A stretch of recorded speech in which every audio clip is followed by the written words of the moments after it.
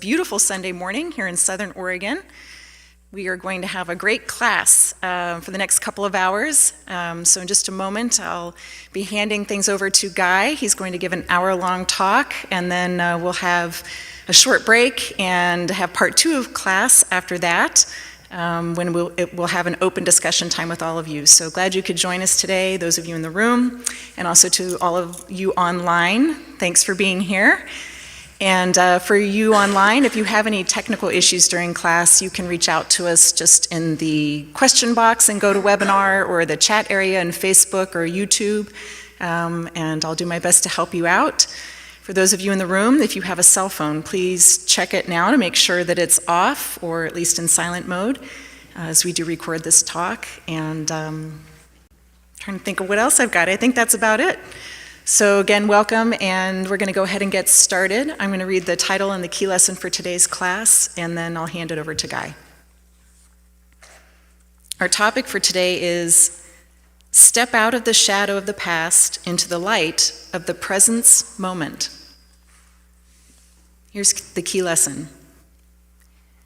To see that the dark shadow of any dragon is just as unreal as the shadow of the treasure that it guards is the doorway into a world wherein no fearful shadows can dwell. To see that the dark shadow of any dragon is just as unreal as the shadow of the treasure that it guards is the doorway into a world wherein no fearful shadows can dwell.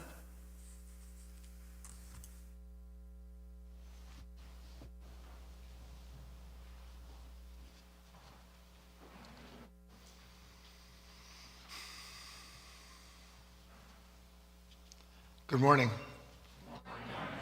And good morning, good afternoon, good evening, whatever time it is that you're joining us from wherever you are in the world.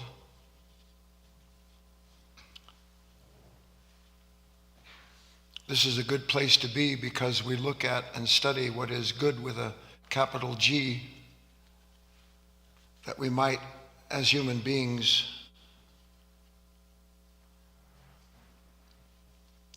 make this difficult but necessary gradual ascent into the next level of our own being. It's been given to us, it's what we study, but we also study why in the name of heaven it is that we are so far removed, not just from the realization of what we have been gifted with as human beings, but what it is that's standing between us and that's almost always there that we don't see.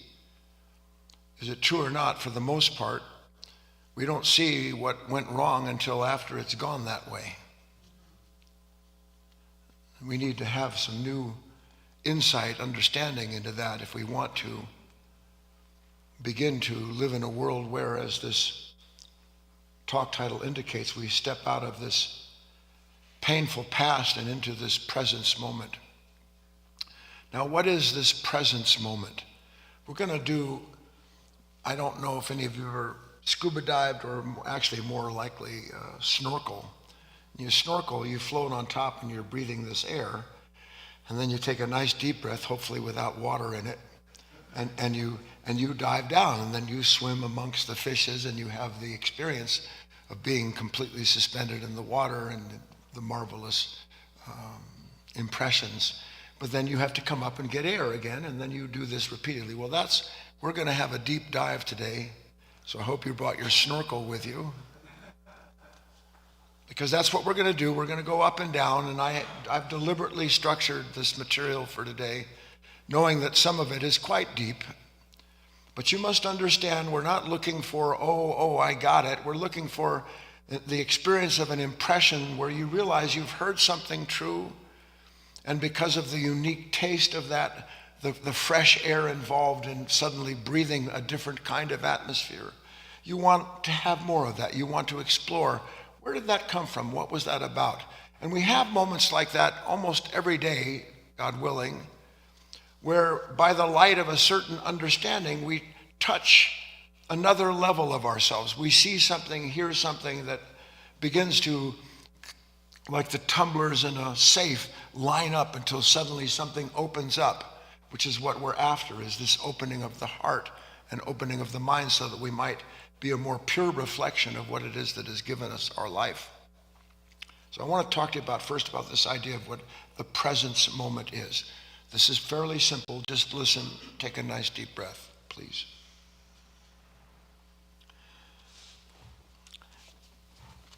First, light is awareness. Light is awareness. Why is light awareness? Because if it weren't for light, there would be nothing you could see. Light reveals everything that is within it. And it reveals everything that is within it by the fact that everything that is not light has a certain nature that resists light. It's called matter. It's what we fell into as human beings, so to speak. This gradual descent from what is pure light. Did you know you were actually made from the sun?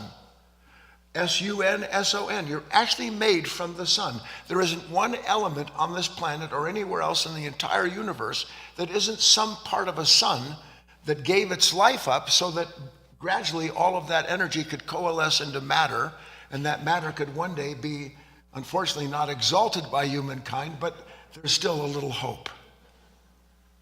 You are. So that we are fallen sons. In every meaning of the word. Fallen S-U-N, fallen S-O-N. Because something brings all of that together for a specific purpose. Otherwise, it'd be ludicrous to believe, as many human beings unfortunately do, that there's no rhyme or reason to our existence. But when you can begin to see something about your life, you look out and you say, you know what? Here I am. I said light is awareness. Is not everything in this world connected with one form or another by a form of light? Everything. Even in the darkness, the darkest part of the world, the radiant energy that has been absorbed, which is part of the light, sustains that existence and drives the cycle of creation, everything being reborn and reborn, because light ceaselessly brings into matter that which stimulates it to take on a new form, just as the leaf takes on the new form and becomes the flower or whatever that might be. So you can see, if you are able to, that there's a total connectivity produced by this light, total connectivity by awareness. You know the saying, a butterfly doesn't flap its wings in South America, that something doesn't change up by New York. I don't know where it changes.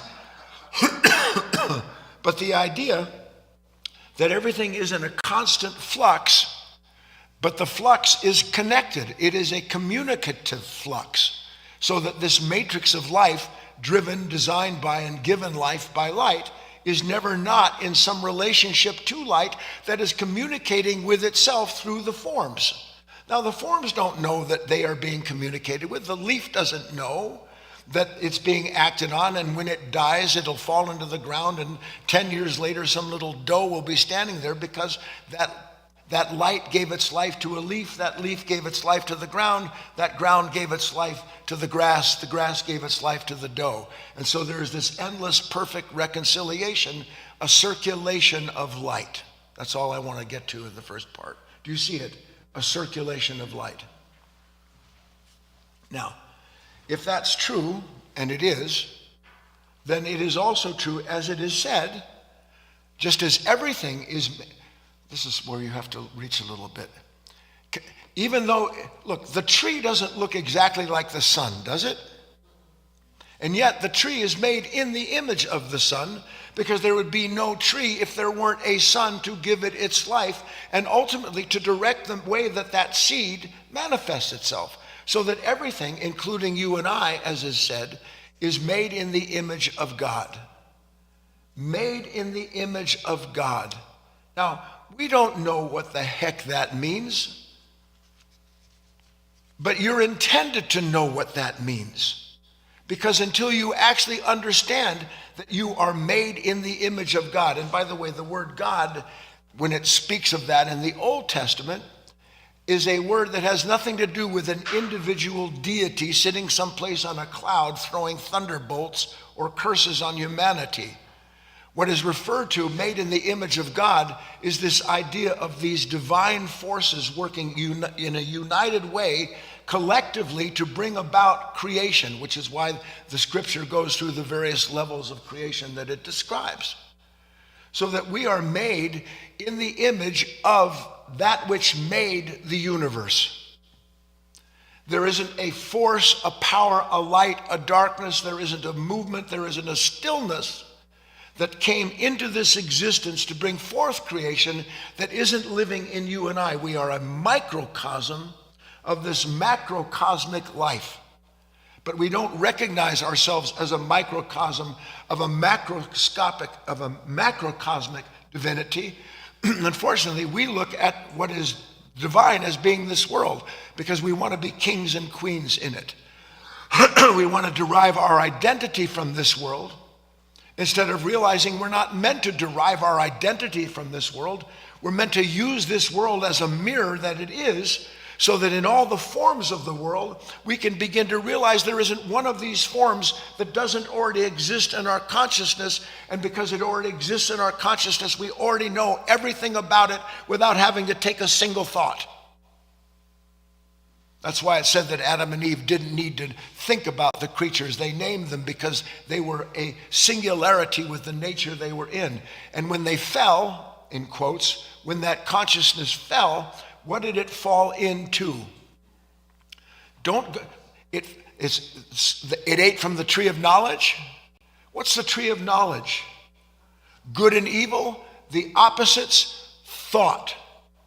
It fell into a relationship with the presence that it was in, where it didn't have to think about itself, our soul, into a world where it had to think about itself in order to know itself in that world.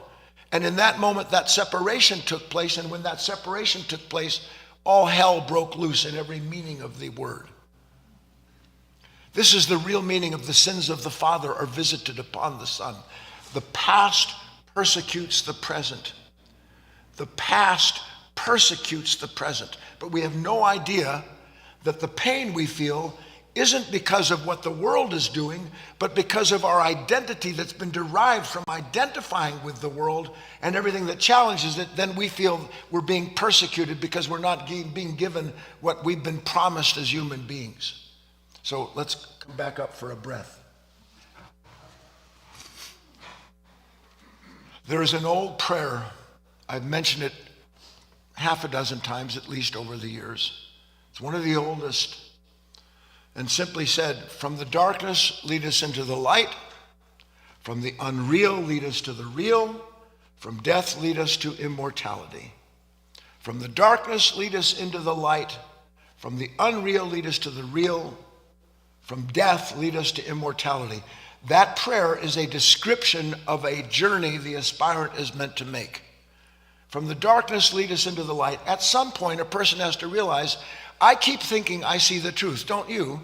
When you get angry, why do you get angry? I see the truth of things. I know how you should be. I know how they should be. I know everything. Just ask me. And if you disagree with me, then I get angry, which means you're stupid, you're in the dark, I'm in the light, I'm intelligent, worship me. Literally. Fall at my feet. Now, if anybody gradually recognizes, how can anger be evidence of light? Do you get angry? Why do you get angry? I know better.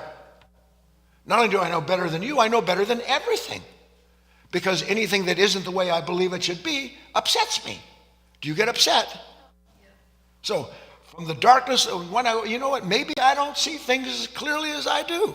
Oh, wait a minute. From the unreal, lead me to the real. Finally, by a new light, this metanoia, I begin to recognize that I thought that what was light was actually light, and it wasn't. It was a darkness that didn't even know it was darkness. It was calling itself the light. So suddenly I realized I don't know what's real. This is a definitive journey. And you have to go, there's no escaping this. I don't care what religion or spirituality or whatever heebie-jeebie mumbo-jumbo thing it is that you believe is going to save you someplace. Eventually you have to see that you think you are the light and you're not, that what you think is real is not, and the reason that you think is real is because the darkness in you has to make up what is real so it can feel real when something disputes what it's identified with. Still following me? I'm trying to keep it on the surface as best I can. This is what it means when it said we're asleep. Christ was always telling his disciples, wake up, don't go to sleep. Please stay with me. Stay present.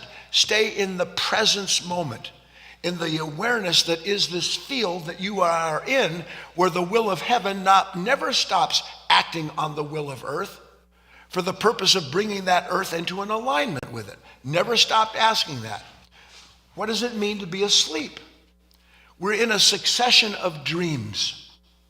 A succession of dreams. Some of them are pretty good. Sweet dreams are made of these. Sweet dreams. But then, unfortunately, somehow or other, my sweet dream turns into, what is it that I can't stand? No, what's that? Like aged milk. Buttermilk. Suddenly, all of a sudden, my sweet dreams turn bitter. I don't know how they turned bitter. I was having a great time. They were toasting me at the party, and then I looked over and one person didn't seem interested. Can you imagine? They weren't interested in toasting me. What's wrong with them, Ellen? Exactly. So in a split second, my sweet dream that I was identified with turns into a bitter dream. And when my bitter dream turns into what it does, am I a sweet person anymore? Or is my identity inextricably tied to the dream that I'm in? Because my experience is the dream, not reality. And when the dream moves as it will without me noticing it or asking it to, then I, without asking to be changed, become someone I don't want to be in that moment. Then I'm not doing the good I would, but the evil I would not. And I have no idea how I got there. And then I judge myself afterwards for doing just that.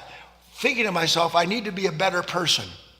I need to be more on top of things, which, by the way, only increases your stress, which increases your ability to go off like a volcano, because you can't keep, write it down, you can't keep yourself under wraps. It's impossible. And that's what we're always trying to do, basically, yes or no. So, what's my life about? It's like a ride I can't get off of. You go to amusement park, you want to take a ride a bunch of times. In life, you're on this ride, everything's going great, you're really ambitious, things are clicking, everything's going. Then you go to bed at night and your mind won't stop talking to you. Or you're embarrassed someplace and you're depressed and you get into bed and your mind won't stop talking. Aren't you looking for a switch?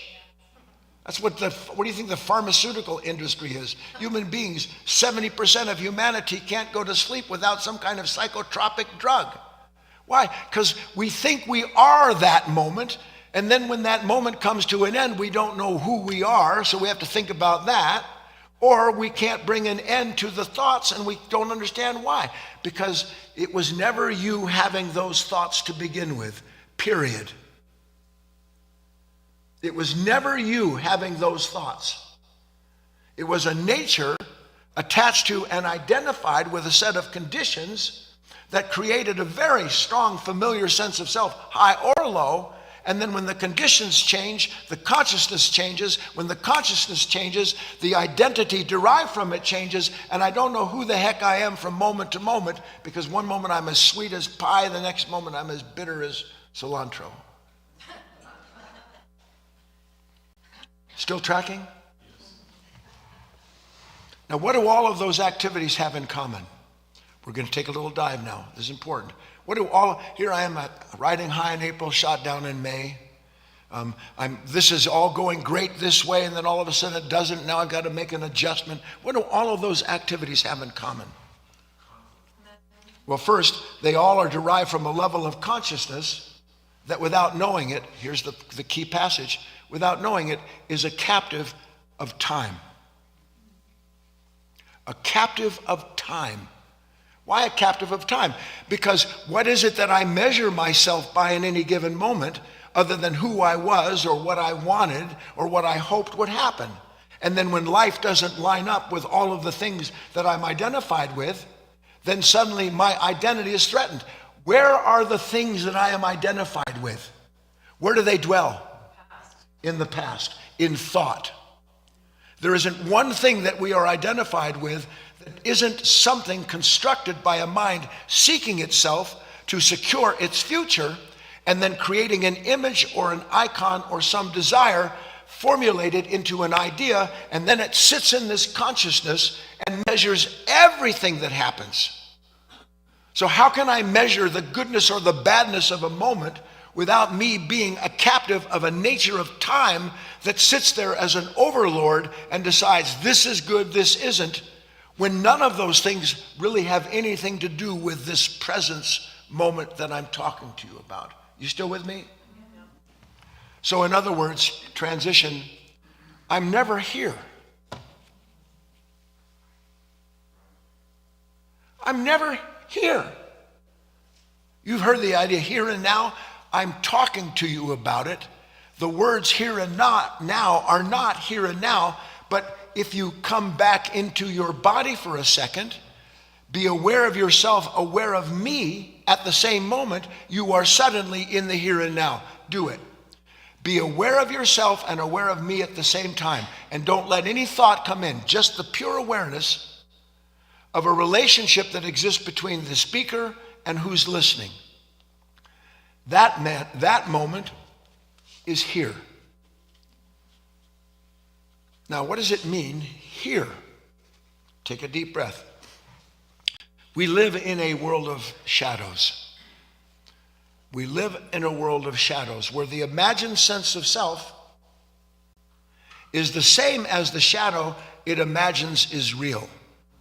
Where the imagined sense of self is the same as what it imagines is real. Have you ever imagined that your happiness was real? You know what I'm talking about. I'm happy. Because at the moment, nothing is challenging my ideas of what happiness is. I got some dough, I got some friends, I've got some prominence, everything's copacetic. And then I get a call from the doctor, or I hear somebody lie to me, and my happiness goes where? Out the door. And when it goes out the door, what happens to me? I go out the door with it. Or more accurately, the door slams in my face, and I try to figure out what in the name of God just happened. Why? Because I believed that my image, my idea, my identity derived from coincidence, from conditions that momentarily aligned. I believe that that image was real, and if I believe that image is real, what does that mean about me? I am as unreal as the image that I was identified with. I am as unreal as the thought I am identified with, and I'm always identified with the past. So my identity is a derivative of the past, isn't it? Look, I know you don't see it. That's why we're going to cover this. I'm thinking about somebody. When I'm thinking about somebody, good or bad, I'm filled with a stream of thoughts. Some of them are good, some of them not so good, depending on the day, the person, and all the rest of that. So I'm in this stream. It's a lovely stream. But then the stream changes because somebody cuts me off on the freeway. And now I'm in the stream of hellish thoughts and feelings. I don't know how I got out of the stream of thinking about my mother or my father or my brothers. Now I'm in the stream of wishing that I had a laser gun that could evaporate the guy that did that. So I'm moving from stream to stream. But did I move? Did I move, or was I moved? I was moved. And I never saw that I was moved because I was identified with this, and then I'm identified with that. And then something will change and my identity will move around like some kind of strange kaleidoscope, each and every new shape and form produced by a turning of the cosmos, if you will, producing a new identity. And I never am aware of the fact that I'm never the same person. This is what Christ called legion. Never the same man, never the same woman, always someone new that doesn't know they've been renewed because I'm so caught up in where I am until that gets crushed. And by the way, and it is, you don't know it. This is what living and dying moment to moment is in the true sense of the word. Suddenly who I was, what if I was there and saw that something had replaced me? Then would I have disappeared, or would I be watching the circulation of these eyes, this consciousness with its endless identities? Then I would be the awareness of that consciousness instead of someone identified with the content of that consciousness, always losing himself when conditions change. Follow me, everybody? We live in a world of shadows, and the shadow of the thing is as unreal as the shadow of the self that imagines itself real because of it. I cannot strengthen enough my wish for you to understand that idea, but we're going to go into it, how the past persecutes the present moment. Let's start proving it. Nice deep breath, coming up for a big deep breath here.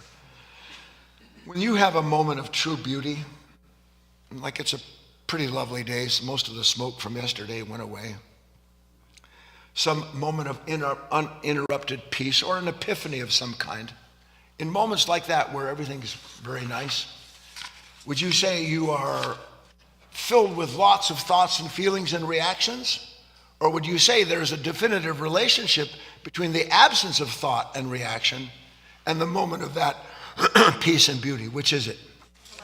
The absence. So it's rare to find beauty where your mind is going yabba, yabba, yabba, yabba. There's not much peace when your mind is going, yeah, but this and yeah, but that. But there is a relationship when there's an absence of that consciousness, of that thought self, and the moment that is true and good and pure, which is all I'm trying to get to here, is that it isn't more and more of myself that makes moments better. It's less and less of myself.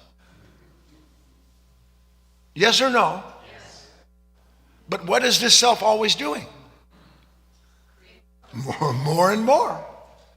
And if it ever is denied what it wants, it just adds more of itself, as if that's going to fix things, what we used to call trying to straighten out a pile of papers with an electric fan. It just doesn't work. So what is it that's actually going on now? This is a critical phase. If there's less and less thoughts, reactions, less and less sense of self as I know myself, between myself and this moment when I look out at that beautiful fruit tree, backlit as it is, then is it not that there is greater peace and beauty when there is less between the observer and the observed? When there is less between the observer and the observed, the less there is of me, the more there is of thee. The less there is of me, the more there is of thee. When the observer and the observed are united entirely, there is no need for me, because I am completed in that moment in my relationship with the light that is revealing that to me in the moment, with thee. Everybody follow? Can't tell you how important that is to understand. You and I, all of our lives, we're looking for peace, for happiness, for perfection. And the more we look outside of ourselves for those qualities, are we actually looking for peace, for happiness, for that quality? Or are we looking at an idea that we were given and conditioned to believe that that thought about that thing was the thing itself? Because when I have the thought about peace, I can feel peace. I have somebody tell me, just smile, be happy. And when I just smile and be happy for a moment, I feel the happiness. But just smiling to be happy doesn't bring about the happiness. What it does is it gets me to momentarily identify with the movement of my body, so that in the identification I experience the happiness, and the minute the moment changes, my happiness goes out the door. Why? Because the thought is not the thing. You've heard this before. I'm helping you see it more clearly. The thought is not the thing. The thought of security is not security, but the thought of money seems to be security, doesn't it? So I believe that my security is connected to money, because when I think of money, I feel secure. But the problem with thinking about money as the path of security is that somebody's going to go spend it, or something's going to change, and I'm not going to have the money, so now I'm going to be insecure. The thought is not the thing. Do we agree? How about the thought of love? Love, love, love. All I am is love. And then you do something I don't like. Why? Because when I was identified with the thought and the feeling the conditions were allowing, I felt like love, love, love. And then the conditions changed and God didn't send me a memo in advance. And so suddenly I'm not love, love, love. Now I have an image of what's wrong with you or the world, and now I am identified with that thought and its content. And neither the thought of love or the thought of hatred are love or hatred, and neither are you, listen, the one who identifies with those thoughts. If the thought isn't real, neither is the thinker.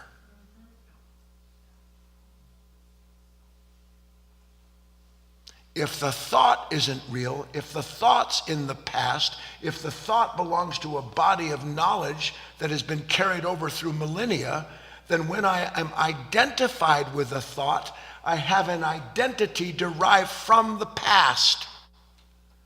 And when my identity is derived from the past, anything that threatens or doesn't match the past that it's related to is seen as the source of misery, the source of my pain. Can you see this? You've heard before, the thought isn't the thing, the thought and the thinker. I'm explaining it to you now. Again, is the thought of what a loving person I am, is that thought the thing? And how do we know that thought's not the thing? Because it changes in a heartbeat. And then when it changes in a heartbeat, I don't see it changes. You know why? Because then that same consciousness identified with that has to find something else to be identified with, so it's never aware that it moved from one I to another I. It never sees that. So it comes with justifications. So now I'm identified with my excuses why I'm not loving. Now I'm identified with blaming my past for the pain of my present. So that I never see that the shift never stops taking, because all I know is to be identified with one thought after another, one experience produced by thought. That's the next thing. What do you think most of our experience is? There's one kind of experience I just described, isn't there, where the observer and the observed are together. That's an experience without a thought, isn't it? But there's another kind of experience that's derived from thinking. And that's most of what our experience is the sensation of self derived from the movement of thought. That's what most of our identity is, the sensation of self derived from the movement of thought. But does it matter how many things, how many images move? If you had all the images of the world tied together and they were all moving at the same time, does it make the image real? But like the propeller on an airplane, the faster it goes, the more it seems real. It's exactly the same thing with thought, which is why, by the way, when you get anxious and negative and thought really speeds up, that's why the identity is so strong in those moments, because my identity is a derivative of that movement, not knowing that's not I. Everybody still? So, if that's true, and would you say that in those moments, the moment is kind of ruined? Yep. I'm going back to this idea the past persecutes the present. Some examples of the past persecuting the present. I might bring you in if I have time. Here's an example of the past persecuting the present. How many of you rush? What do you think rushing is? What we know about rushing is I got to get from here to there. And why do I need to get from here to there? Because something in me, the past, is measuring where I am, and it's not good enough, and it's telling me I have to get there. When I get there, then I won't have the pain of the past. When I get there, I won't be troubled by my past. How about that? How many of you are troubled by your past? Everybody is. Why am I troubled by my past? Because something tells me, first of all, that I shouldn't have been like that. And how do I know I shouldn't have been like that?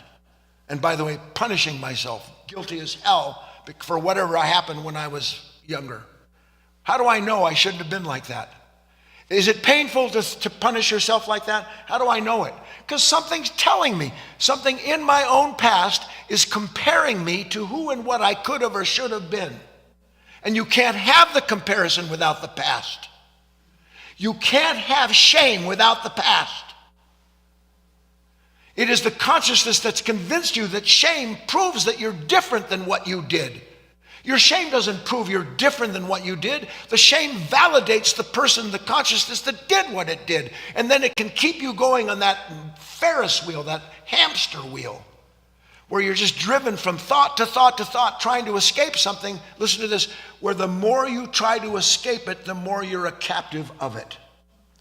The more you try to escape the past, this consciousness trapped in time, the more you are in the prison of a time nature that always believes there's a time coming when it can escape itself, but never gets there. And when it doesn't get there, it thinks of something else to do to get someplace else. And eventually it just collapses in on itself, full of cynicism and resentment, because then it doesn't believe in anything. And you can see that. When you see old people and they're bitter and they're broken and they're bent, why do you think that is? In real age, there's beauty, by the way. As a man or a woman ages, they should become more beautiful. They should radiate. There's less and less between themselves and the present moment. But for humanity, you look at it, it's getting uglier and uglier and uglier because we live from a contrived appearance, forever trying to make up for the past by imagining a future, and everything that's imagined in the future makes me real, except the problem is when the future doesn't turn out, then I become bitter and angry again, and that cycle goes round and round and round. Everybody still following, yes or no? So what are some examples of the past persecuting the present? How many of you judge others? Can you judge a person without the past? Can you? It's impossible. So what is it that judges you? The me that's better than you, which is, by the way, just an idea and an image. That's why Christ said, let those of you who are without sin cast the first stone. He was trying to wake them up to the fact that you're just like what you're condemning. But the image of myself is that I'm not like this whore. I'm not like this man, this woman. I have nothing to be in. These people are so idiotic and aggressive and dark and dirty. You. When the fact is, if I'm judging them, it is the past. It is comparison, measuring you against my gloriness, which is a new word. You can coin me if you want. And everybody comes up short, don't they? Have you ever judged someone and thought, well, actually, yes, you have. Because sometimes you don't judge them, you judge yourself. Yes, I'm inadequate. I'm just not measuring up. I'm never going to get there. Get where? Please, I'm never going to get there. This is for you seekers who despair. I'm never going to get there. Get where, please? Where is it you're never going to get? Come on. I'm never going to get there. And where is there? In a thought, in an image, in an identity, it's an experience derived from some icon that I've been told is the thing. Didn't it ever dawn on you, why did they say, thou shalt not have any graven images? Where did that come from? Did they just make that up? Why shall there be no graven images? Where does a graven image start? With a desire. Things aren't the way they're supposed to be. So already the present moment isn't good enough. The will of God doesn't work for me. I need another kind of God. I need a special God. How many of you need special gods? I need a special God. TJ Maxx, God one, I don't know. I need a special God because I'm in a special kind of pain. Now, how do I know I'm in a special kind of pain? Because I'm very special. And how do I know I'm special? Because the present isn't measuring up to what it's supposed to be, and my pain is that nothing and no one is right. So I need a God who's going to straighten that all out. So out of desire comes what? An image, a thought. And then I must, in order to see that that thought becomes true, I must make something that I can see out of it, and there you have an image, an idol of some kind. Now the problem with idols is that what is the idol made from? From what is the idol made? It's an image of myself.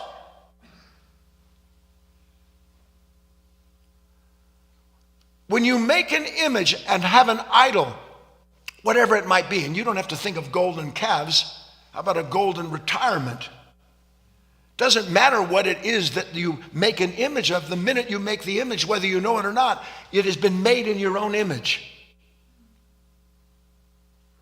And when it's made in your own image, that means it's made of the same stuff that the self that made it, and it's all imagined, which is why all of the gods fail all the time. But what is our solution when the gods fail? I need another God. I need another future. I need another past. I need another person. I need more pizza. It's really, I hope we're seeing this together. Are we? So the past persecutes the present. And I don't have time to go on this. I had a whole set of notes. Why was Christ crucified? Why was Christ crucified? Because his light, his love, that was really the evolution of Judaic law, was the next step of it. That he was a complete threat to everything that existed, the entire structure, all of the authority, all of the temples, everything that had become so completely corrupted already. He came in as a light to reveal, listen, not just the corruption of the system. How does a system get corrupt? Do systems corrupt themselves? How do systems get corrupt? Me. This nature is the corrupter. Why? Because it has to keep making things in new images so it can find a new sense of self from it. And because it's all a lie, all that matters and happens is it just grows and grows. That's what corruption is. Corruption is the seed of a lie that becomes a whole life and culture that is as empty as the human beings that made it. Can you see that? So what does he do? He's a complete threat. And what's he threatening? The living presence threatening the past. The past persecutes the present. Why? Because if I don't get rid of it, I'm going to actually realize that I am, in fact, living in the past, that I am not who I imagined myself to be. Isn't that what Christ was saying? Christ saying, look, you got to go. But if you go, something better will take your place. One eye needs to be replaced by a new eye. The will of heaven needs to replace the will of earth, or not replace it, but at least be in concert with it. But in order for that to happen, I can't have idols, can I? Can I have idols that I turn to save me? Do you ever think to yourself that fear is a god of yours? Do you? When was the last time any of you thought, here I am, I'm fearful, and I'd always let fear tell me what to do. Here I am, I'm very upset about my health. I'm completely distraught over my addiction. And when I'm completely distraught like that, to whom do I turn? I turn first to that which judges me and punishes me for being what I am. And then believing that the judgment and punishment is valid and good, then I look to something to save me from the activity of my own mind. Can you see it or not? This is why we're going up and down. This is why I said to you, where are you in the water right now? Let's bring up the first key lesson, Kate, Eric, please. A little bit of a summary before we get into our exercise. This is what we just talked about. The thought is not the thing. Thought is a shadow of whatever it represents as being real, which means the following must hold true. Whatever may be our sense of self that mistakes the unreal for being real must itself be a shadow as well. The thought is not the thing. We agreed, did we not? Thought is the shadow of whatever it represents as being real. Yes? Which means the following has to be true. Whatever may be our sense of self that mistakes the unreal for being real must itself be a shadow as well. Look, I get it. I know where this is falling. It's okay. The ground has to be tilled first. Didn't you ever wonder, maybe you didn't, Plato's allegory of the caves? I hope most of you know that. Some of you have been studying with me. I've covered it in different ways. I want to show you something so much deeper about that. Here I am, I'm in a cave, This is Plato's allegory. And there's a fire behind me. I'm kind of chained. And all I see on the walls are shadows. And when I move, the shadows move. And in that cave, because that's all there are shadows, everything about my life is a derivative of my relationship to the shadows. I see the shadow move, I think I moved. I see the shadow, I trade in shadows. This is called family gatherings. I trade in shadows. Do you not? Look, when you talk to people about who you are and what you did and where you've been and what's your past and all, you're trading in shadows. Because that's real. And by the way, never, ever, if you want to have friends, never question anybody's shadow. Because the minute that you start questioning what it is that they are identified with, what happens to them? Their shadow rises up. So you've got the battle of the shadow people, where everybody's trading shadows. And so here I am, and I want something from you. I love this. I want something from you. And what do I bring you?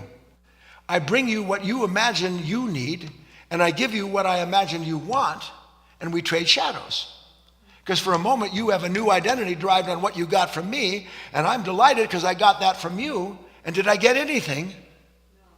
I got more pain is what I got, because I got more identification with something that's unreal. And so that's what you got too.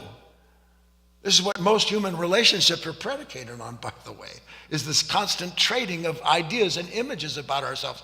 Well, did you ever go out with somebody? They used to have funny bits on like Saturday Night Live. You go out with somebody and they look beautiful. You take them home and they take a shower and somebody walks out and I go, who the hell is that? Because the wig is gone, all the makeup is gone, the contact lenses are gone, whatever was holding their body together is gone. And you're looking, well, who did I bring home? That happens every day to us. But when that happens, we just make up something so that we can get through that moment to get on to the next moment where we don't know what the heck just happened to us. The past persecutes the present. When a person believes the shadow is the thing, then if I'm that person that believes the shadow is the thing, what does that make me? A shadow. Now, this is what Plato was alluding to. If the shadow is not the thing, and I believe it is, and then one day I actually start to see the shadow is not the thing, then I start to realize, nor am I the thing I took myself to be. What's left? What's left? A completely new I. A completely different order of I. It isn't I who lives, but the Christ in I who lives. A completely new order of awareness. A completely different relationship with the moment that isn't predicated on the movement of the past to define the present moment, let alone the person in it. You with me? When Plato talked about that, he brought up this whole point that I'm describing to you.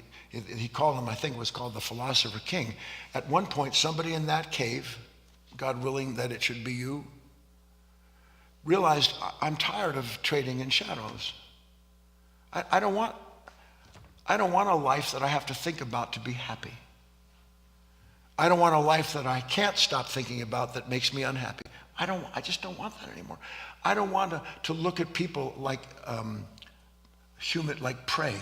I don't want to see people as something that I can get something from or to avoid. You fill in the blanks.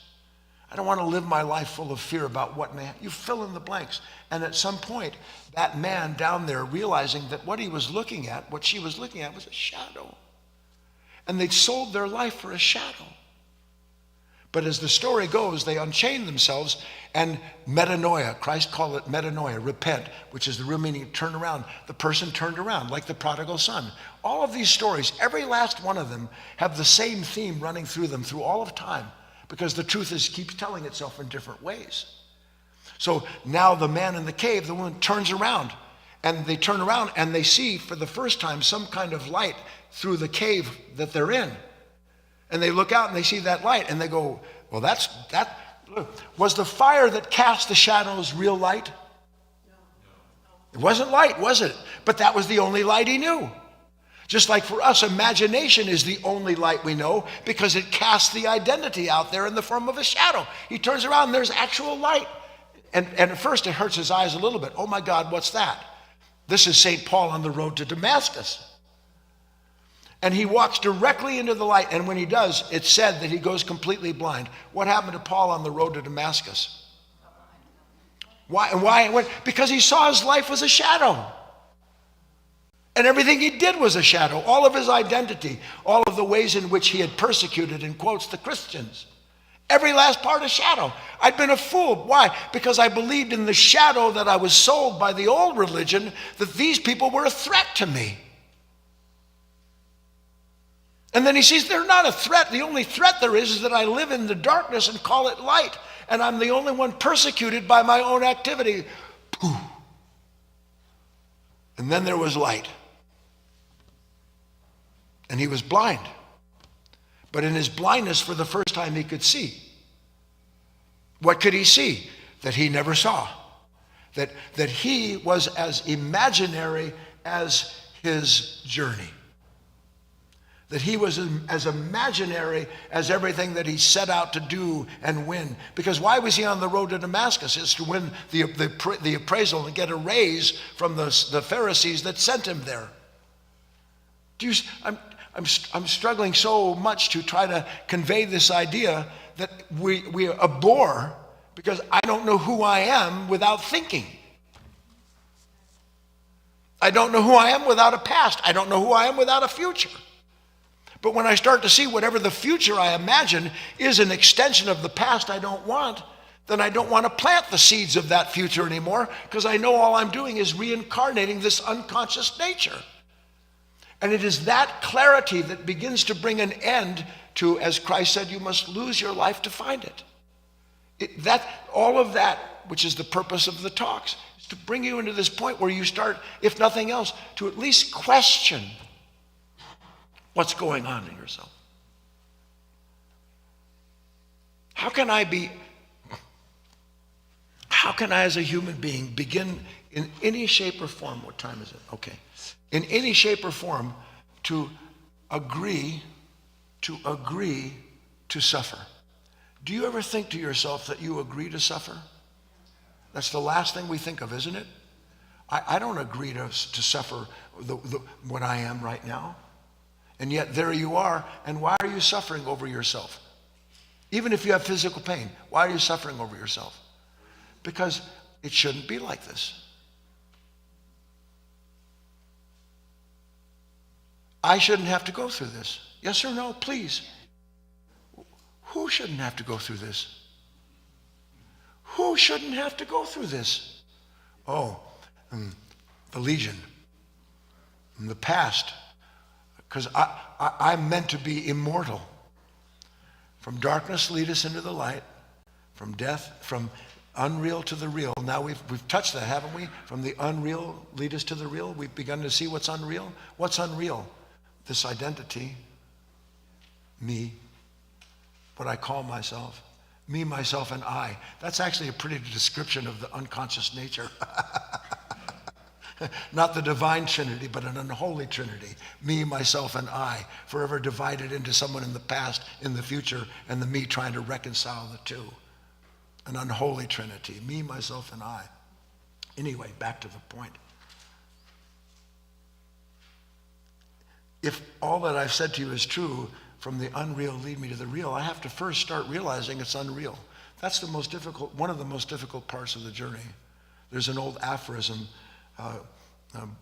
bless those who have a soul, blessed are those who have not, but woe be it unto those who have it in formation.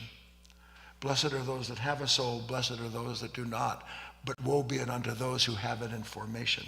This is a school of beginning to awaken and realize that in fact, if I am made in the image of God, stay with me, then there is the divine, and I am an image of the divine. Not me, but within me in this microcosmic universe that has the suns and the planets and all the movement, everything that ever was created is there, and I'm a reflection of that. Why would I want anything between myself and the divine? Isn't that where the past comes in? Isn't that where all those thoughts and feelings come in? If you've been following me, yes or no? So what do you think the exercise would be here? And I'm going to be a little specific in a moment, but just to start with. Given all that we've just said, first, to notice as best you can that when you start to get angry or anxious or afraid, feel insecure, feel shame, guilt, all of those things, that first just to notice those conditions. We don't notice the pain until it becomes almost insurmountable. Then the resistance to our own reaction becomes so severe that it grabs our attention and we begin to try to struggle with the condition that mind is calling out as responsible for the pain. When you struggle with the condition the mind calls out as being the pain, are you struggling with the condition, or are you struggling with the consciousness that has produced the thought of it? You're struggling with thought when you struggle with what you call the condition, because the condition was given a name. Again, I shouldn't have to go through this. Who's I? I is the past. That I is the past. Not my will, but thy will be done. On earth as it is in heaven. All of these are references to this idea that in the moment where I shouldn't have to go through this, that I doesn't exist with all of the thoughts and feelings that sit there justifying the pain. This is what's extraordinary about being a sleeping human being, is I actually sit and agree and identify with why I should be in pain. Who in their right mind wants to agree with why they should be in pain and then find more reasons why they should be in pain and then find solutions to the pain they're in? When they're not finding solutions to the pain, they're finding a way to set up the I so that it can carry itself forward with greater and greater vigor. Robert Kennedy, I don't know where he came from. Vigor, never mind. If you were in my mind, you'd understand. I see a lot of things at once.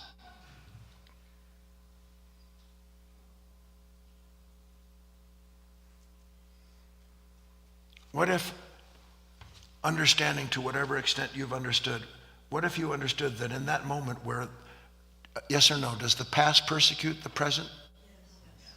What if in the moment where you felt that resistance, that pain, that fear, what if for just a moment you actually realized, wait a minute, what is that? See, because it tells you what it is, doesn't it? Doesn't it? It tells you what it is. Your fear tells you why you need to be afraid. Your anger tells you who you need to be angry at. Yes or no? Yes.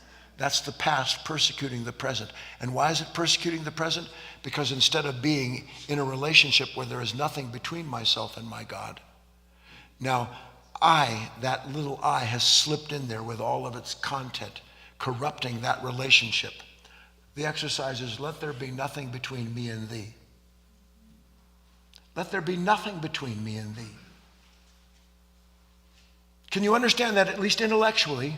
Because if you understand, that's the relationship. Let there be nothing between me and thee. Let my weakness be the perfect proof of your strength. However you want to put those words, let that be that way. And if I understand that there shall be nothing between me and thee, then I can start noticing there's always something between me and thee.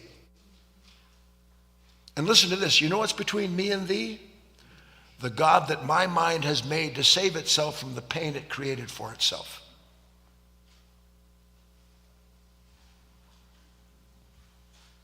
That's what's between me and thee, my future, when I won't be this way.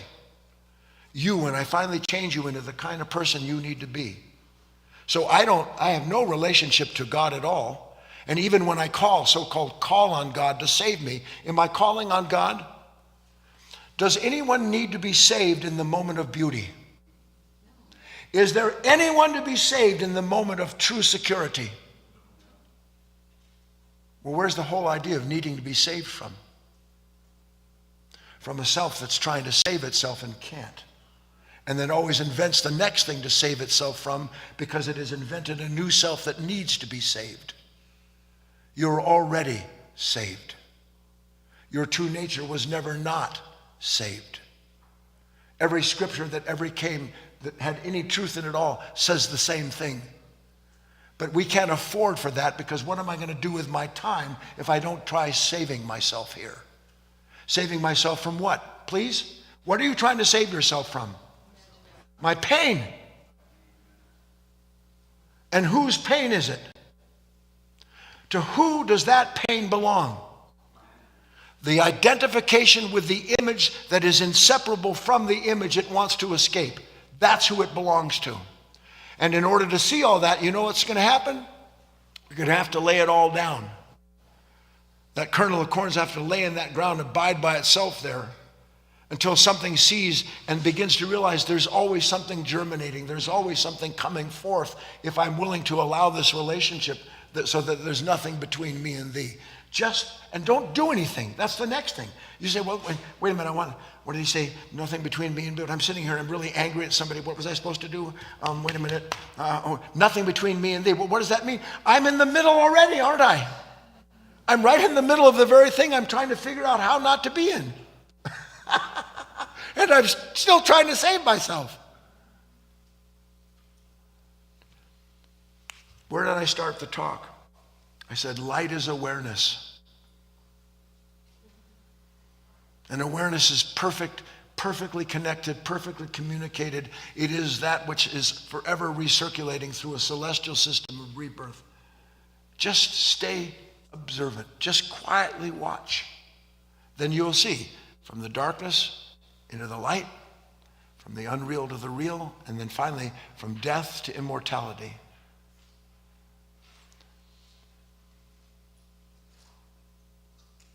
I think I'll end there. Let's take a break. We'll come back and have our dialogue.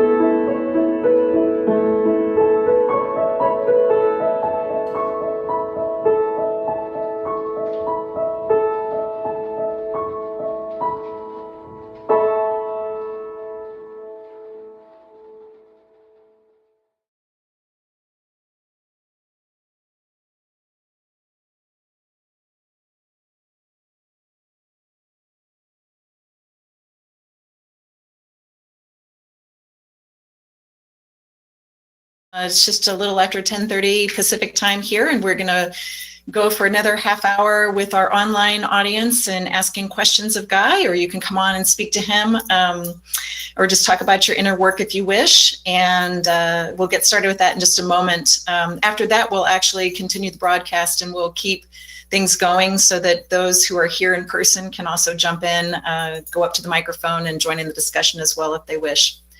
Before we get started with that, I want to go ahead and give you just a couple quick announcements. So first of all, you've been hearing about our Weekend of Wisdom that is coming up. 4 times a year, we have a special time where we invite folks to come and visit us here at the Foundation for 3 days of talks and Q&A discussions and camaraderie with one another, wonderful meals, etc. So our next Weekend of Wisdom is coming up this week. It is starting on Friday and runs through Sunday, and the topic is "There is no greater joy in life than this." And you're certainly welcome to, if you haven't made your plans already, you're certainly welcome to be spontaneous and come join us at the last minute, even if you wish, here in Merlin, Oregon. You could find out more about that on our website in the events section. But if you're not able to join us in person, the fact that you're actually tuned in today means that you are already signed up for the webinar. You'll get reminder emails if you're registered through GoToWebinar. You'll get reminder emails per the usual for all of these classes, and you can tune in live to watch them. We will not be posting the replays, but we will have a replay package. So if you're not able to tune in live, or if you just wish to get a hold of the whole package so that you can review it at a later time as well, it's very easy to do that. You can go to guyfinley.org/package, and for a small fee, you can get access to the replays and the downloads. And again, that's guyfinley.org/package. And if you have any questions about that, just reach out to us. Just a reminder as well that if you're a Wisdom School member, if you're a premium or all access Wisdom School member, you do have access to all of these replay packages for our WOW weekends, and also to our monthly featured products. You have access to those for free. So that's a nice benefit of the membership. So if you haven't already gone ahead and added that to your download area, then just look in your email. I've sent an email a week or 2 ago with information about how to do that, or just reach out to me and I can help you get that into your download area in your account so that you are ready so that you have it there as we go through the weekend. Let's see. And if you have any other questions, again, just reach out to us through the contact page on our website. And, one last thing about that Weekend of Wisdom. I forgot to mention that Guy told me that this coming Wednesday is going to be an intro talk to the weekend, and we will actually be including that Wednesday talk in the replay package as well. But that's going to be a nice special bonus, and hopefully you'll be able to tune in for that talk as well. Let's go ahead and get started with our Q&A. Let's bring Guy back on and see. Guy, are you ready to get started? Yes. Do you have any additional thoughts you want to add? Whenever you are, Kate. Okay. I do see a couple of hands up in the queue, and I also have 4 written questions already. Let's go ahead, though, and start with our queue. Debbie has had her hand up, so I'm going to go ahead and take myself off here. But Debbie, I'll unmute you, and you need to unmute on your end as well. There you go. Okay, great.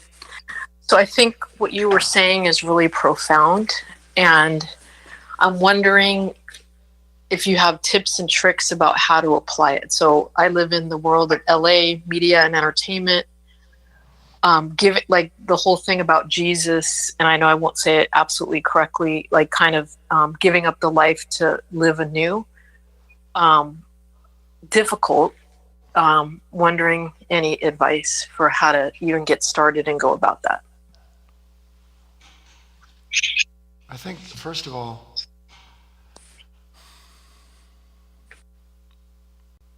there are certain preparatory shocks that a person has to have before any of this makes sense. Some of those preparatory shocks, including seeing that smiling faces sometimes tell lies,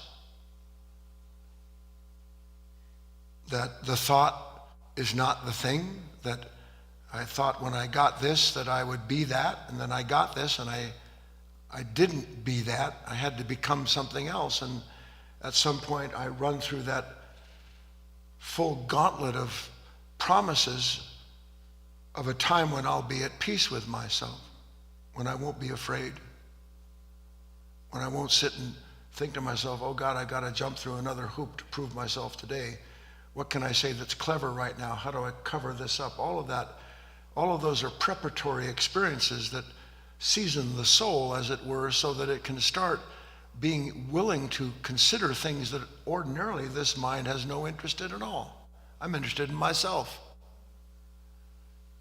So first I have to see that myself isn't all that interesting. I mean, it's not bad. We all have personalities. Well, some of us do anyway. And when that happens, then I'll have these experiences. No man can lead you anywhere. Christ himself couldn't lead people to a true relationship with the divine. He represented the divine. Of myself I can do nothing, he said.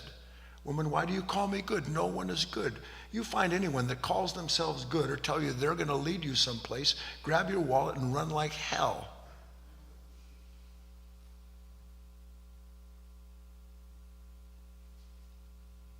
But there I am, I'm sitting on a deck someplace, or I'm at my family house, I'm doing something, and all of a sudden, like I said to you, suddenly I'm aware that I'm talking to my sister, and not only while I'm talking to her and she's talking to me, but there's a lot of voices in my head at the same time. So I'm not just talking to somebody, something's talking to me and telling me what to say to somebody. And one day I realized, well, do I need somebody to tell me what to say? And do I want to say what somebody tells me to say? Because sometimes I'm told what to say and then I think, oh my God, did I say that? Yes or no? So these shocks are the beginning of a gradual awakening to where a person realizes there really is something between me and that person that I'm sitting here with. I go outside to enjoy nature. There's something between me and nature. I have this lovely idea. I'm going to go out and garden, or I'm going to go pick some flowers or take a walk. And then the whole time I'm doing that, I'm tormented by ideas about money or my health or what they did or didn't do. And everything that was supposed to be pleasurable when the thought first came turns out to be not so pleasurable at all. And then I start blaming the circumstance I'm in instead of recognizing it's this consciousness that forever sits between myself and thee, between myself and what is in this awareness. So here's an exercise, Debbie, and everybody. Let's do it together. For now, just as best you can, just listen first. You can be aware of yourself and aware of me in the foreground of your attention. I'm going to be aware of you in the foreground of my attention. If you're aware of me in the foreground of your attention and you're aware, there's nothing between us in this moment. There's just a stillness. There's just an awareness. You're aware of me in the foreground of your attention. I'm aware of you in the foreground. Now, while you hold me in the foreground of your attention, bring in the background at the same time. Takes no thought. Aware of myself in the foreground, and then right behind me, you can bring all of that in and all of me into it at the same time. Just as I can look at you and look in the back of the room and bring all of that into my attention at the same time. There's still no thought in there. There's nothing interpreting anything. And if I'm actually working at that kind of attention, then anything that comes into that silence is announced. Isn't it? I know, but see, it's very vacuous. It just goes like that. Let's do it again. Aware of yourself, aware of me in the foreground. Now aware of the background and me at the same time. There's just the awareness. There's just a stillness. And for that split second, there's nothing that's coming in there. But here comes something. And then you won't even know where it went. You just suddenly be in a dream. Why? Because something comes in and steals. The past persecutes the present. And the clearer that becomes to me, the more I spend my time, by the way, in a living meditation, in a living prayer. Because that's what it means to be aware of you and myself, you and the background, the whole of my life. At the same time, I'm aware of what the whole of that is doing in me. That is the present moment and its reflection in me as the presence, as the reflection of the presence. That's how you do it, Debbie. You start relishing the taste of that relationship where there's nothing in between you and the moment. And the more you relish that, the more you long for that relationship, the more obvious becomes all of the substitutes that have taken the place of between me and thee.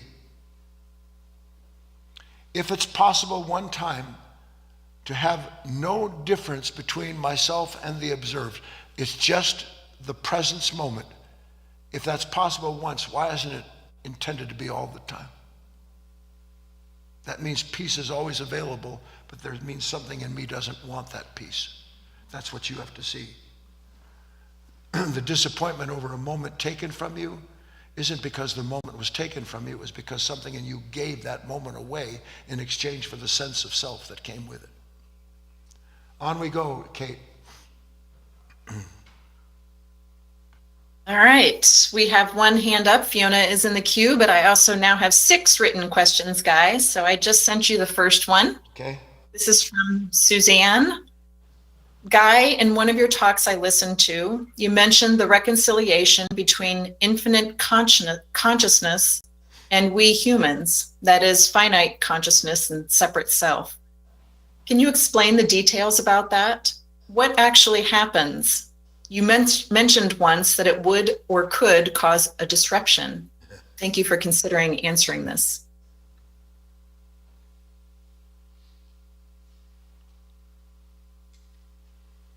Let me take a poke at it first this way.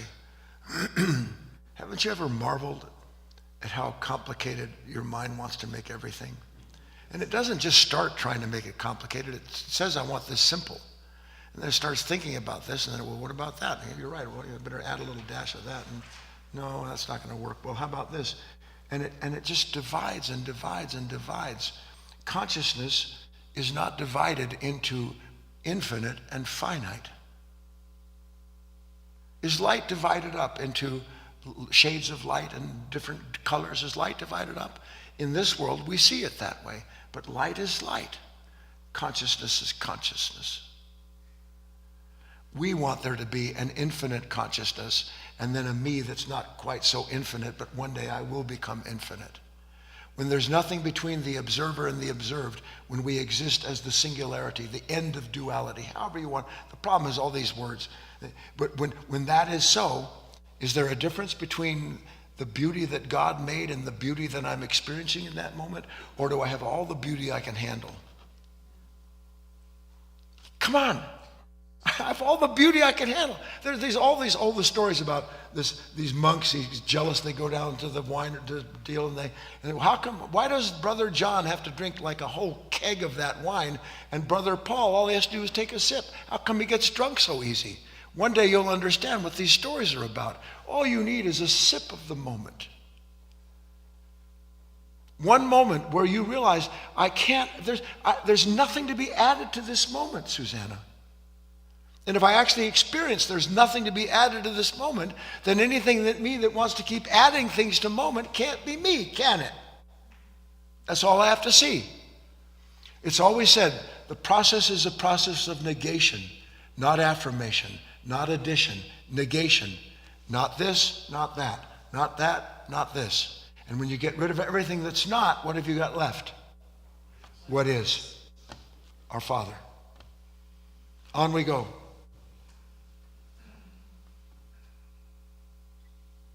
All right, so I'm going to come on and read this question that came in from Petra. She simply asks, so everything is an illusion in the shadow life? Petra, I love the question because it means you're thinking. That's what I was alluding to. If I look at a shadow, meaning here I am, and let's just for grin's say, I'm going out with some people and I really want to impress.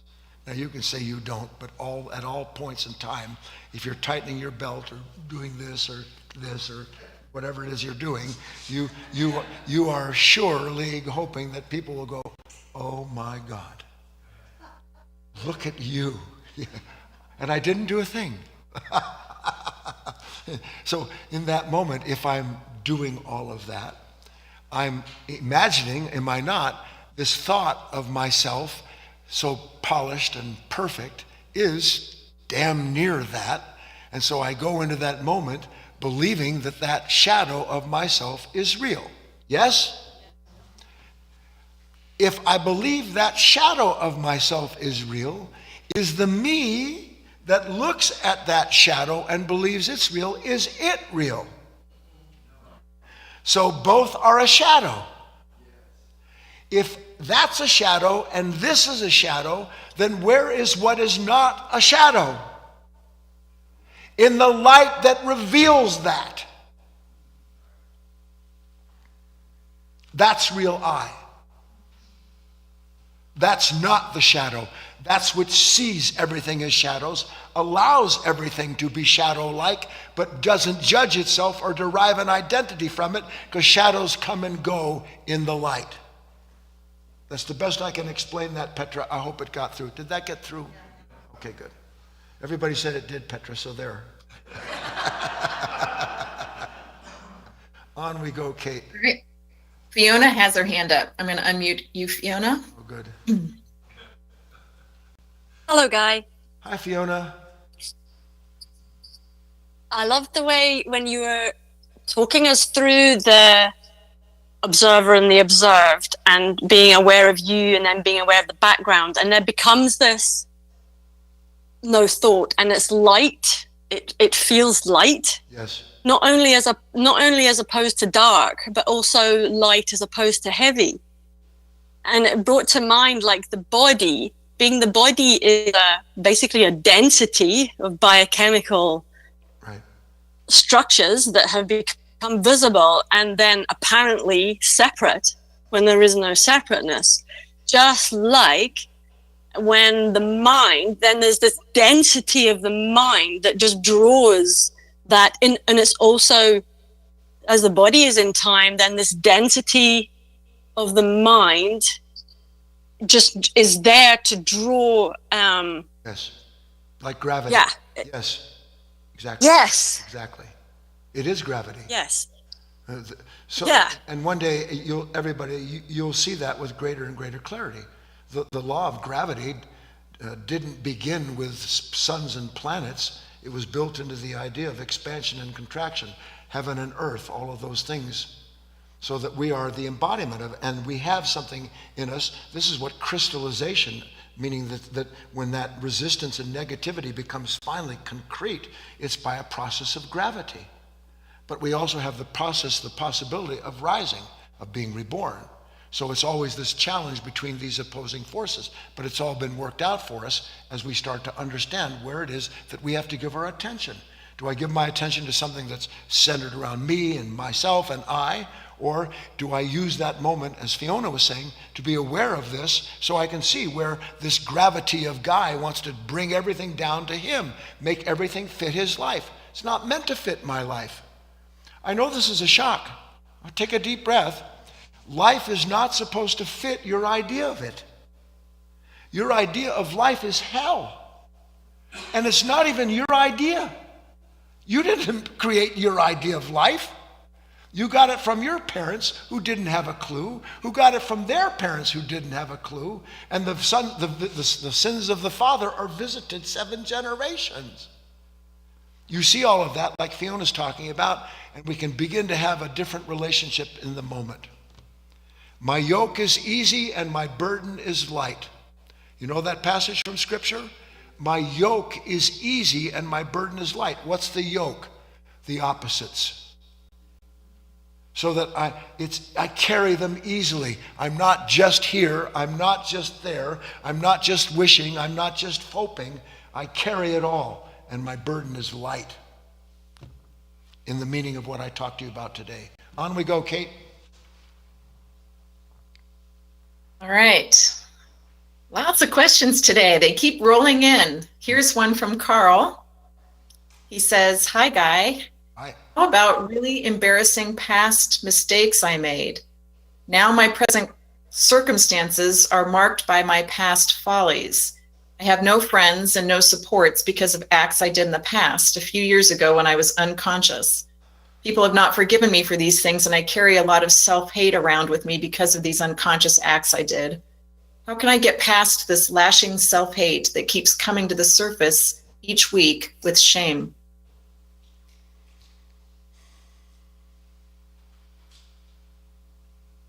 First, Carl, you have to understand, is there anybody in this room who hasn't made some terrible mistakes in their life, and that having made them, find that that mistake, that identity, that past person is forever coloring the present moment? So that I don't meet the moment purely, I meet the moment through the eyes of something that's measuring who I was compared to who I should be here. And then I try to become someone who won't be who I was. I'm going to say it again. I'm trying to become someone who isn't who I was. Is that true or not? And where do I get the I that's going to become someone who isn't what I was? Where do I get that?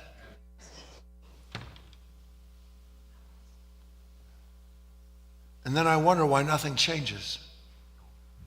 And Carl, whether you see it or not, you go and you look at people wondering if they're looking at you the way you see yourself. You look at people wondering if they're looking at you the way you see yourself. And it's not you seeing yourself in that moment, Carl. It is that unconscious nature dedicated to dragging up the past so that that sense of Carl that he says he doesn't want can continue itself. And the more it continues itself, the more you radiate second force to everyone you meet, producing in their minds the very thing that you hope to avoid by trying not to be Carl. Can you see this? See, you have to see this. And one last thing, Carl, and you have to wade through this. Nobody can take you through this, Carl. What if I made the most important thing in my life not to find ways to make people who didn't like me, or not to find new people who like me, but what if I made it the most important thing in my life to discover how in the heck did I become a human being who believes that unless people like me, I don't amount to anything? See, this mind always asks questions that it answers in advance so that it can keep you in that circle. Let my first intention be to be so present to myself that I find out what I really don't like about this moment is the me that measures it. So it's my own experience I'm trying to escape. And by the way, you can't escape an experience that you keep recreating. But not you, Carl. Not you. Have a new first, Carl. You find your own way, find your own words. But the only way you find a new first in your own words is to enter into the moment using it as a laboratory instead of you being a laboratory rat of an unconscious nature that just wants to continue itself. Let's go on, Kate. All right, I have 3 hands up in the queue. We're going to go to Gino first. Good morning, Guy. Hi, Gino. I just wanted to kind of go back to Wednesday for 1 minute and thank you for helping me see about the fear of this dental surgery that it was coming the next day was really a fear of pain. Yes. But seeing that, leaning into the fear with relaxing in the chair and all of that. But I also figured out Gino, I was... Kate, mute Gino. He's breaking up so badly, nobody can hear a thing. I know that what he said, and he reiterated it earlier, was that I had given him a way to work in the dental chair because of his obsession with the pain that he didn't want to go through, and helped him see that he's in the pain not wanting to go through it, and he can use the moment just as I suggested different to Carl just now. And he thanked me for that. Now, what he had to add, I don't know because it was breaking up too badly. But I know he wanted to share that, and I wanted everybody to hear it. Maybe dial back in, Gino, we get a better connection. Let's go on, Kate. All All right, I'm going to go to Sherry in the queue. Sherry, I am unmuting you, and you can unmute on your end too. Stay awake, everybody. Don't go to sleep. Don't go to sleep. Don't go to sleep. Please, please, for your sake. When you go to sleep, it is the past persecuting the present. Because you fall asleep in a dream, and every dream begins with an I that you didn't see get formed. And now that dream nature has to resolve the dream that it dreamt so that it can escape what it created in itself. That's why it persecutes. It persecutes the living light. The light knows how to use it. You must learn how to use it. Okay, Kate, sorry. All right, Sherry, I unmuted you. I'm assuming you wish to speak. If maybe it was an accident, you can send a note in the back end and let me know. Either way, I'm going to go ahead and mute you again. Just send me a note and I'll work with you in the back end. Let's go to Shoshana. So Shoshana, same thing. You'll need to unmute on your end as well.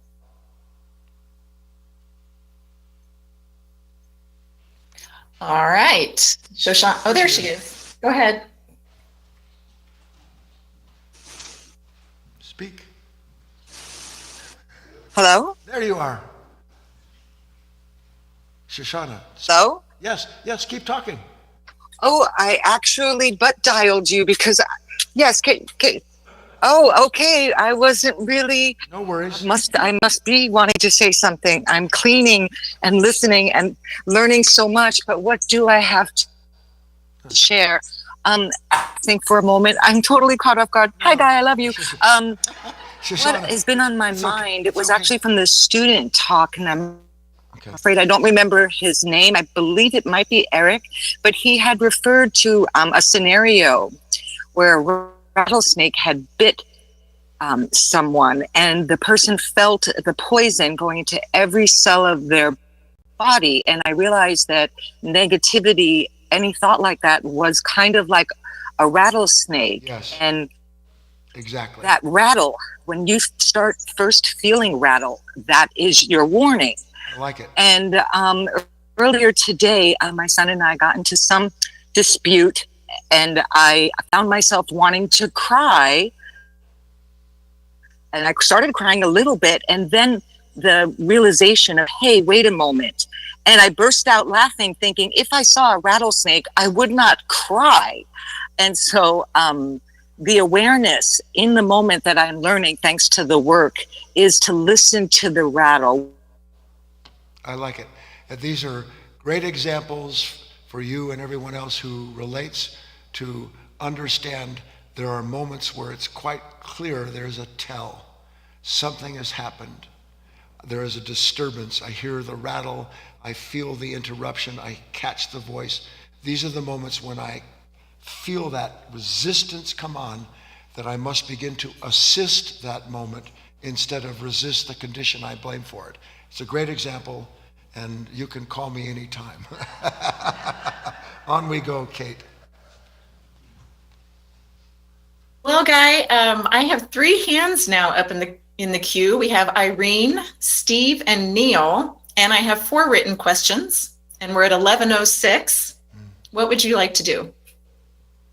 Let's go get pizza. Look, we'll take in that order, handwritten. I'll try to go as quickly as I can, and what I don't get done after 2 written, then I'll finish the 3rd hand, and those will be all the hands we take for now, okay? All right, we're gonna go to Irene next. So Irene, I'm unmuting you. There you go. Hello? Hi. Irene, are you there? Oh, you muted yourself, so maybe that was a mistake. Just let me know in the back end if you've unmuted. Go ahead and let us know if you wanted to speak to Guy. All right, go ahead, Irene. Hello? Yes.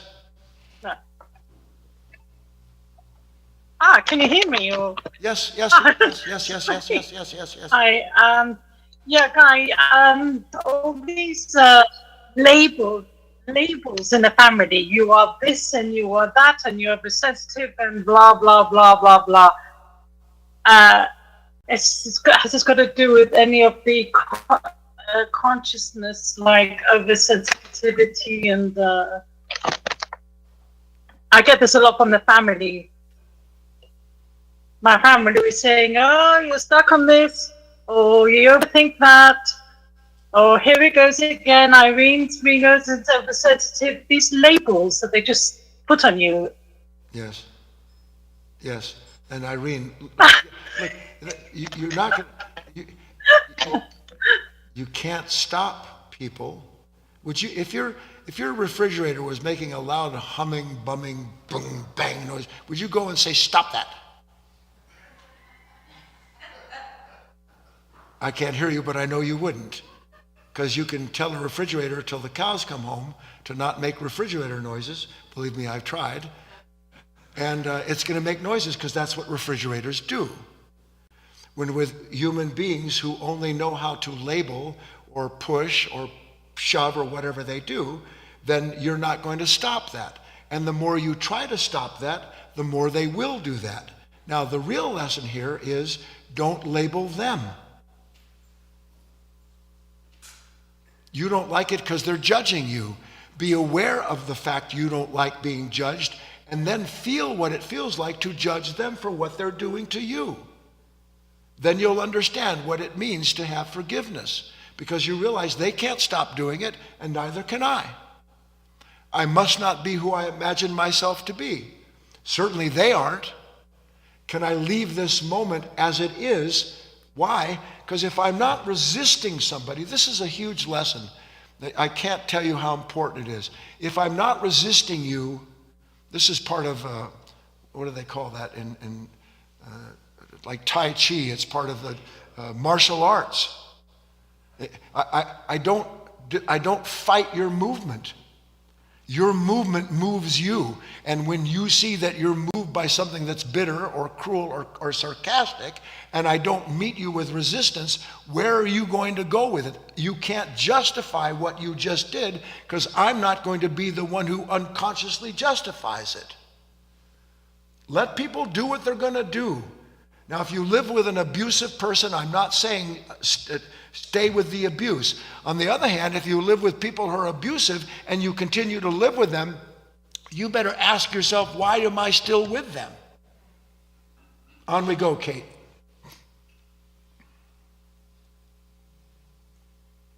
All right. I sent you a here it is from Frida. Here's the question. Hello, Guy. I still have a question about the fact that I go to watch a talk and there's still something that makes me fall asleep, even though I want so badly to know what it is, that why this still happens. What do I still not see here? Do you know the answer? Yes, I do. Thanks for everything. Yes, I do, firsthand. Just so you know, Frida, in the back in my late 20s, early 30s, by the grace of God, I was introduced to a true saint as far as I'm concerned. And when he would talk, he'd just start talking. I'd fall asleep in the chair.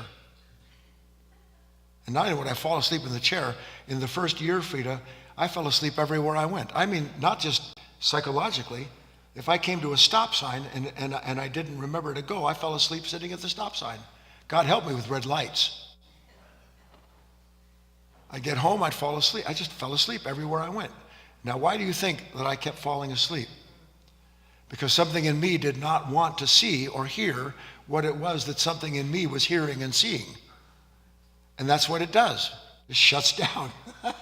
What do you do? Why do you have to how many of you have to take a nap when things get tough? Why do you have to do that? Shutting down, closing the store temporarily, signs up, no service. Why? Because I can't bear what's going on. So when you actually begin to understand my burden is easy and my yoke is easy, my burden is light, now I'm going to agree to consciously suffer this. I'm not going to blame you. I'm not going to go take a nap to escape my pain. I'm going to study the pain. I'm going to learn so much about it that I am going to disappear to the nature that creates it. And when you start working like that, you'll see.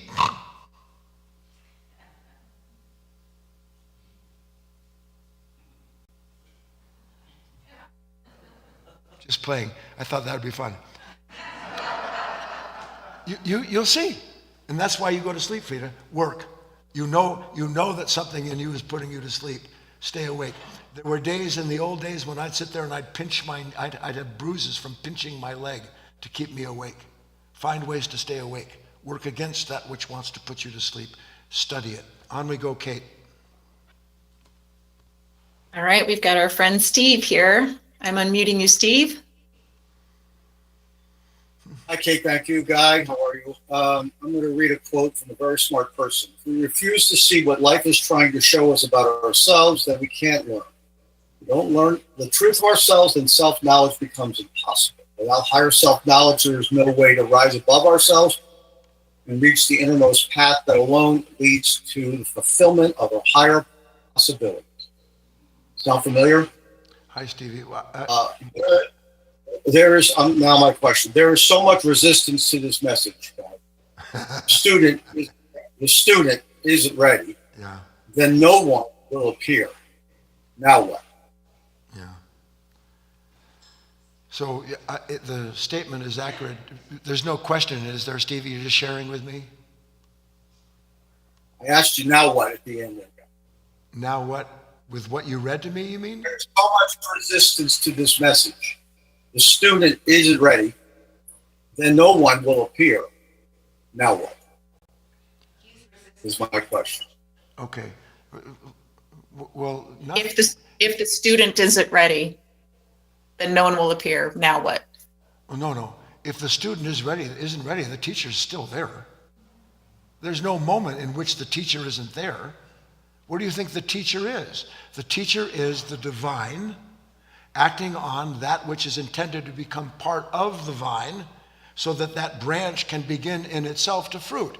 Never stop. The sun doesn't stop. It's like saying the sun's not there. What do you do when the sun's not there? Sun's always there. So at a certain point, a person actually has to recognize that I can try to run and you know what? I see where you're going. Yeah. That's different. Yeah, Steve, sweet God, one day for every human being on this planet, you will stop wanting people to want what you want. Because you think unless they want it, there's something wrong with them, or if they don't want it, there may be something wrong with you that you don't see what it is that they're resisting. You will always run into people who have no interest in discovering that their life isn't a real life. Our problem is that we get this idea and then I start bantering it around. I'm guessing Irene, who is having problems with people labeling her, is that she's trying to bring everybody to heaven. You can't, you find heaven first, then you won't want to mess with anybody. But the light that you have in you will draw to you those who want light. See, then you're still not doing anything. The Father does it. You're not here to save people. And if you knew anything about yourself, you'd be so interested in being present because you realize if I'm not present, I'm actually being persecuted. So there's nothing to do with anybody, and yet you must give everybody everything you have. That's the impossible paradox. I can't do anything for everyone, but I will give my entire life trying. On we go, Kate. Okay, coming back on. I sent you a question from Tony. Okay. She says, let it be. This is your message today. Let there be nothing between me and thee / my fellow man. How do we respond to the repeated ignoring of some repeated simple request time and again? We each have some preferences for our immediate living spaces, especially our bedroom or place of rest. Yes. Perhaps we just shouldn't nurse these preferences. Don't like living with mess. I can't function. I can't sleep well. Are you saying I'm the one who has to change the way I am? And Kate didn't read, there's a grrr in there. Grrr.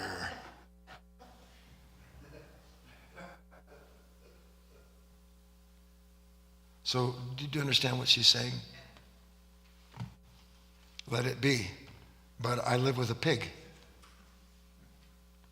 Let it be, but I'm surrounded by idiots, and I'm not just judging them, I know they're idiots.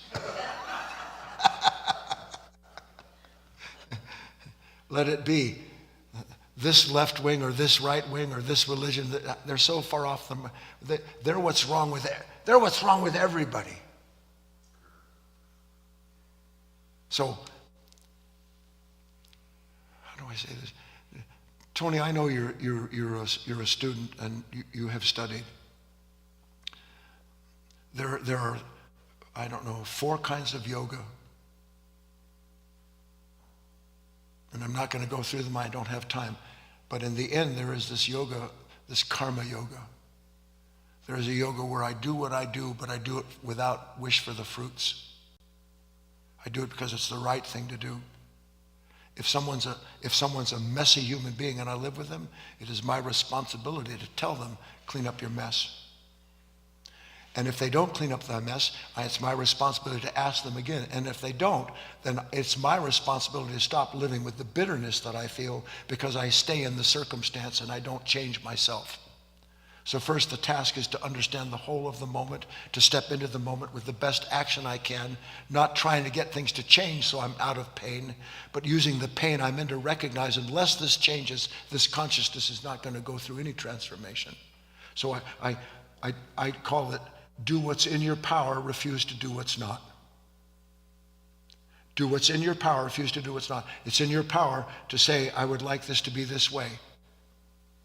It's in your power to if you want to go serve soup and sandwiches in some line to homeless people, that's in your power to go do it.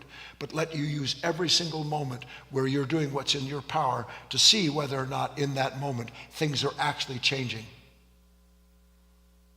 So if someone doesn't do what it is that I've asked them to do, and I've asked them several times, this is a form of abuse, this isn't right, I can't live like this, and they continue to do it, then I have to choose a new life. End of story. And if I don't, then I'm living with someone as a compromise.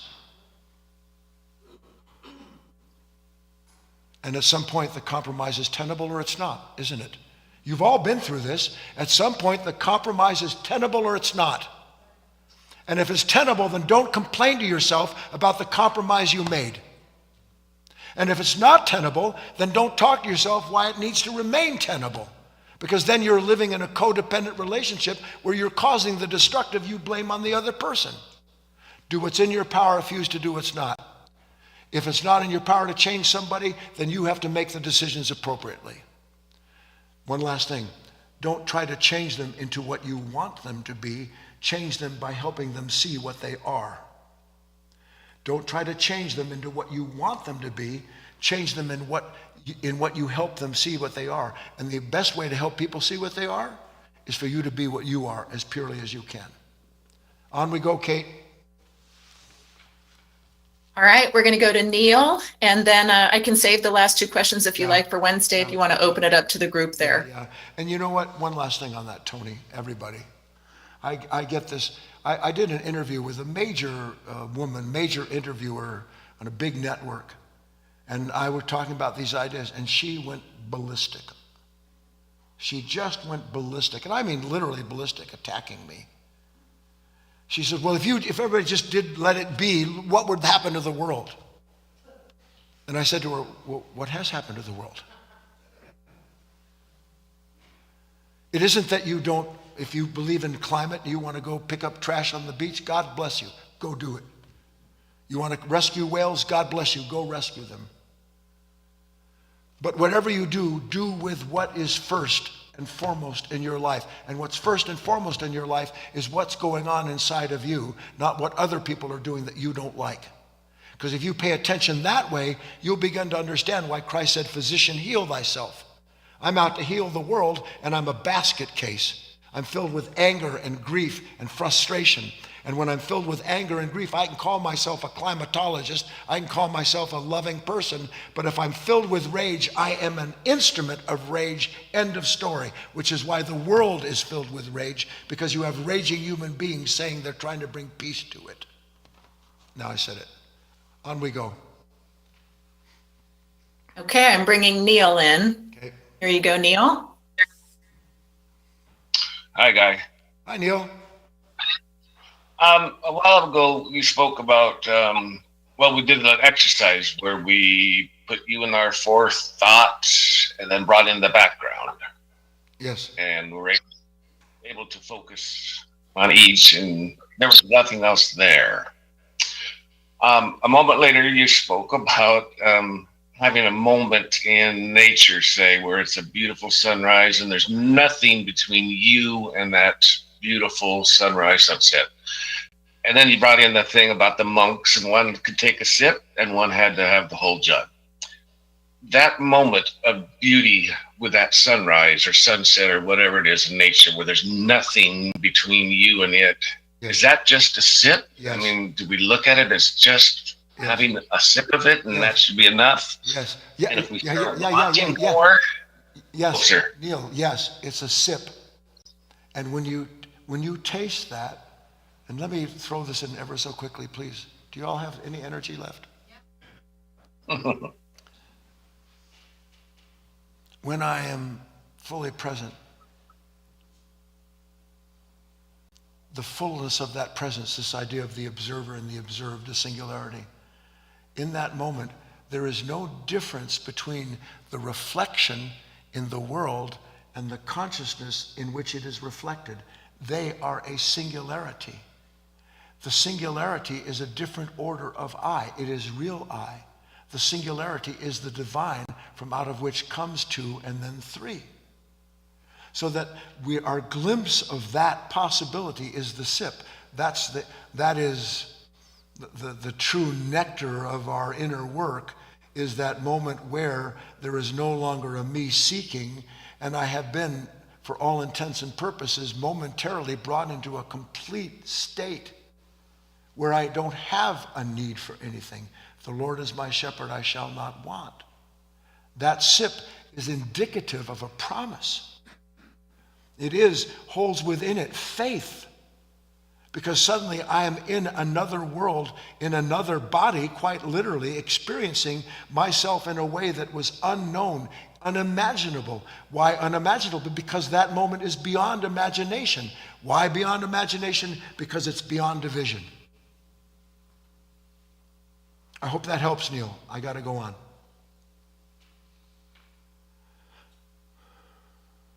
All right, I'm coming back on until you tell me not to. Here is a question from Mary, similar to the one you were talking with Tony about. Okay, this will be the last one. In fact, this is just Okay. to close the day. If students want to come up, they can do it Wednesday. It's almost 11:30. All right, very good. Mary says, my question is in regards to being in the moment. If you can discuss in more detail on how to be more in the moment and going into each moment as a new moment altogether, but specifically when there's been a certain disturbance or something that's affected you the moment before, whether it was an insult, disrespectful comment, etc. How do you go from the effect of that spirit experience on your mind and emotions to being mindful into the next moment and being able to give your best as if nothing happened to the next and being able to give your best as if nothing happened to the next experience of the next moment?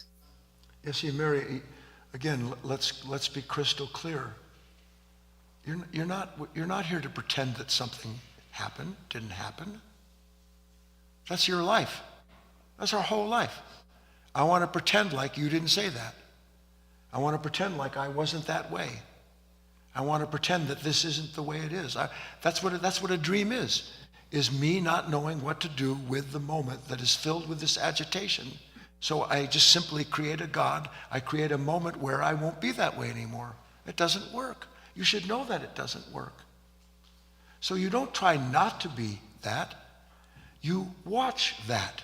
You move from using words, moment to moment, in the awareness of who and what you are in that moment. Not trying to change what caused that moment, not trying to change who you are in that moment, not doing anything other than being as present as you can to what you are and what's in front of you. See, I struggle to make things clear. The foreground of your life is thought. That's where your foreground is in thought. You are always looking at what you're thinking about. That's your foreground. That's not the foreground, that's the past. And the self that's looking at that like that is the past. And so you're in time. That's what I started the talk with. And nothing in time can escape time by creating a time when you won't be in time. It's insanity. But to see that is the beginning of the cancellation of that unconscious identification. Don't try to find someone to be. Don't look for who you shouldn't have been. Be present to the fullness of yourself, and in the awareness of that fullness of yourself, you will see what you're full of. Bada bang, bada boom. Goodbye. See you Wednesday.